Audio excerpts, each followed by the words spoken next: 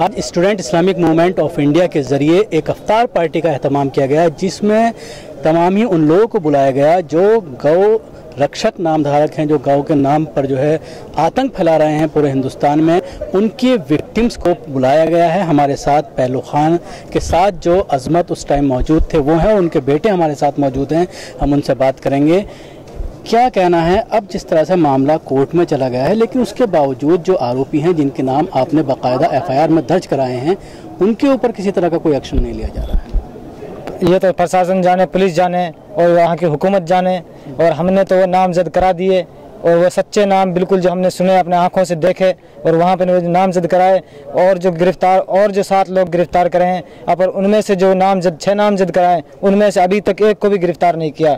और जबकि वहाँ के आदमी, कुछ हमारे जो आदमी और भी जो हमसे मिलने वाले, ये बोलते हैं कि वो दिन भर रोड पर घूमते हैं, गाँव के अंदर घूमते हैं, ये भी नहीं कि वो कहीं दुबकते हैं, छिपकते हैं। फिर क्यों पुलिस उनको पकड़ती नहीं है, प्रशासन क्यों नहीं पकड़ती है? ये तो हुकूमत जाने या प्रशासन जाने। हम तो कोई उनसे बस इतना ही कि हम उनसे कह सकते हैं, एफआईआर में नाम दर्ज करा सकते हैं। और आज ये भी नहीं कि 1 दिन हो गया, 2 दिन हो गए, 2 महीने हो गए, 3रा महीना लग गया है। उल्टा आप लोगों के ऊपर केस दर्ज किया गया था, तो उसका क्या स्टेटस है? जहाँ उल्टा हमारे ऊपर जो केस दर्ज कराया, हमने उसकी अपनी अग्रिम जमानत करा ली है, जो लगा दिया है, तो मैंने क्या लगा दिया, तो उसका अग्रिम अरेस्ट करने की वजह से। तो जब ये पूरा मामला हुआ था तो काफ़ी लोग आपके घर पर आए थे, सियासी पार्टियां भी काफ़ी आई थी, कांग्रेस लीडर भी आए थे, उसके अलावा सीपीआई के लीडर भी आए थे। तो क्या वो इस पूरे मामले में आप लोगों की मदद नहीं कर रहे हैं? सब साथ जी, मदद सब साथ लगे हुए हैं जी।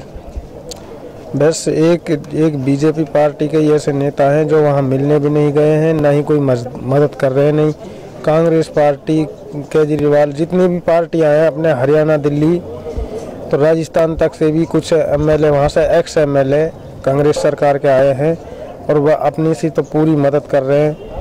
आप जब ये पूरा वहाँ से लेकर के चले थे तो उसके बाद शुरू में क्या हुआ था, किस तरह से उन्होंने गाड़ियाँ रोकी थी? आप लोग 2 गाड़ियों में थे, एक में पहलू खान थे, तो आपके ड्राइवर के साथ किस तरह का सलूक होता जो आपको बता रहे थे? अभी क्या पूरा मामला? हम जैसे वहाँ से आ रहे थे, आने के बाद में उन्होंने गाड़ी रुकवाते ही हमने उनके लिए कागज़ दे दिए। मैंने कि भाई हमारे पास ये कागज़ हैं, हम जयपुर से लेकर आए हैं, और तुम ये गाय देख रहे हो, ये गाय कोई वैसी गाय नहीं है, उनके नीचे बच्चे हैं, 2-2, 4-4 दिन की ब्याई है, और 15 लीटर दूध है। और बाकायदा फिर उन्होंने जब वहाँ गौशाला चली गई है, किसी ने हमको ये बताया कि उनका दूध निकाला है गौशाला के अंदर, जो चेक करते हैं, और वो तो अंधा भी देख लेता है भाई दूध की गाय कैसी होती है, बगैर दूध की गाय कैसी होती है।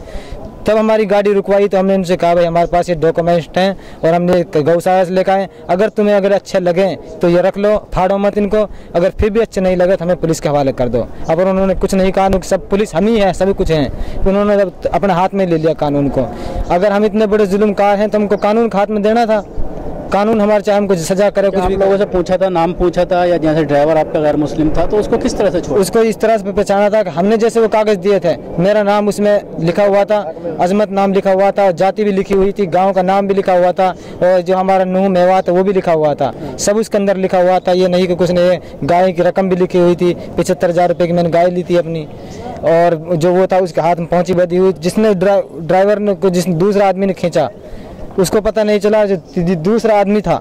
उसको मैं आज भी कह रहा हूँ इस बात के अंदर, 2 महीना हो गया, जो मेरी गाड़ी को तोड़ता है, जो परली साइड में जिसकी साफी डली हुई गले में, उसने कहा उससे कि दूसरा आदमी भाई ये हिंदू भाई है, इसको छोड़ दो।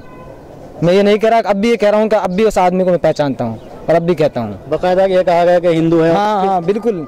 मैं ये कह रहा हूँ कि उसके 2 तमाचे भी नहीं मारे, चलो मेरे इसके 5 मारना था तो मेरे को जान से मार दिया, तो दूसरा आदमी को कम से कम थोड़ा बहुत पकड़ के तो रखना भाई, ये भी जुल्मकार है, ये भी साथ में लेकर आया है। अब जिस तरह से एक अधिनियम लाया गया है, जो क्रूरता का एक कानून जिसमें अमेंडमेंट किया है केंद्र सरकार ने, और उसमें ये कहा गया है कि गाय या भैंस अगर दूध से छूट भी जाती हैं तो उसको काटने के लिए बेचा नहीं जाएगा, तो क्या कहना है? हमारा कहना यह है कि बेशक मत बेचे, कोई बात नहीं है, हमारी इससे कुछ एलर्जी नहीं है। अगर सरकार चाहे तो और कानून निकाल ले, पर हमारी तरफ से तो उसको खरीदना चाहिए। अपनी गौशाला के अंदर हमारे लिए बेचे, कुछ भी करे, कुछ ही मत, अपनी गौशाला बनाए और अपनी गाय को, भैंस को अपने पास रख ले। वो हमारा तो यही है। यानी आपकी गाय को खरीदे, वो सरकार खरीदे आपकी गाय? हाँ, जब हमारे पास से नहीं खरीदेंगे, नहीं हम बेचेंगे, फिर हम तो परेशानी क्या है? परेशानी हमारे लिए कि जो हमारी दूध की गाय भैंस जो भी हम पालते हैं, जब उनके लिए हमारे लिए अच्छा सा चारा नहीं मिलता है गरीबी में, तो हम खल्लड़ पशुओं को कैसे चरा देंगे, कैसे वो कर देंगे?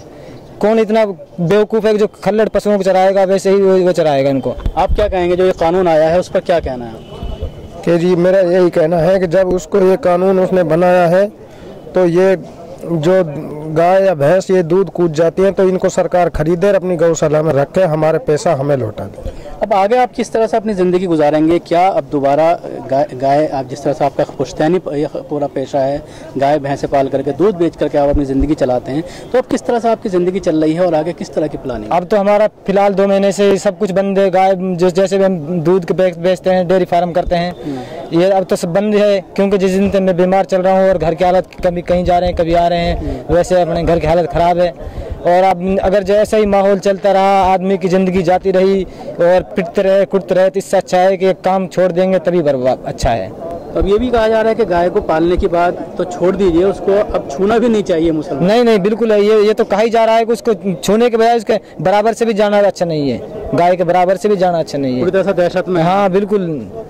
हम शुक्रिया थे अजमत जो बता रहे थे कि किस तरह से इनके ऊपर हमला किया गया और उसके बाद किस तरह से गाय छुड़ा कर ले गए, उनकी पिटाई की गई। अब ये इतने खौफजदा हैं, इनका ये कहना है कि अपनी आगे की ज़िंदगी चलाने के लिए वो अब दूसरा कोई पेशा इख्तियार करेंगे और इस पेशे को कभी भी वो हाथ नहीं लगाएंगे।